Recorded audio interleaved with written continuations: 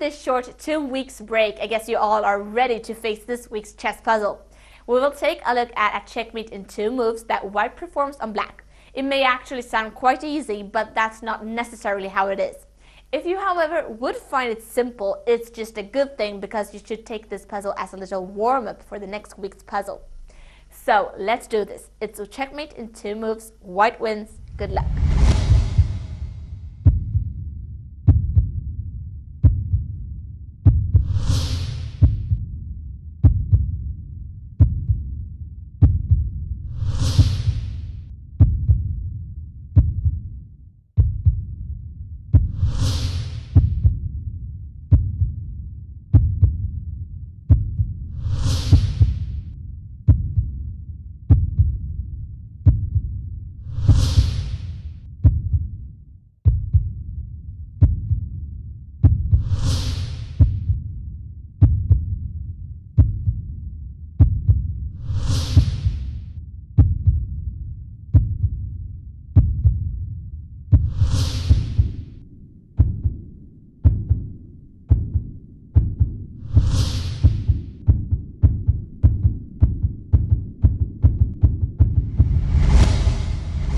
Well, it does not look good at all for black, who is completely alone at e3 and is not far away from being checkmated either. So imagine the king's stress.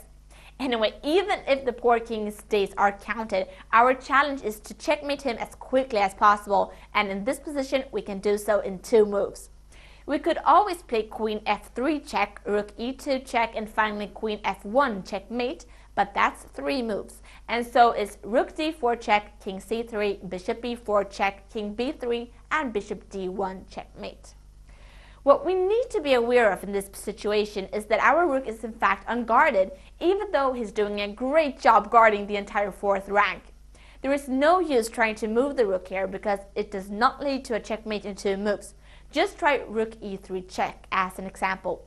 Black responds by going with the king to c4, and we could always check with the queen on c2, but that's not a checkmate.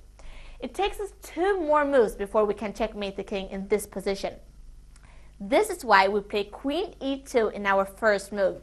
The queen now guards the rook and in the same time checks the king, and black can't go anywhere else than to c3, and by doing so we checkmate him with the rook e3 checkmate.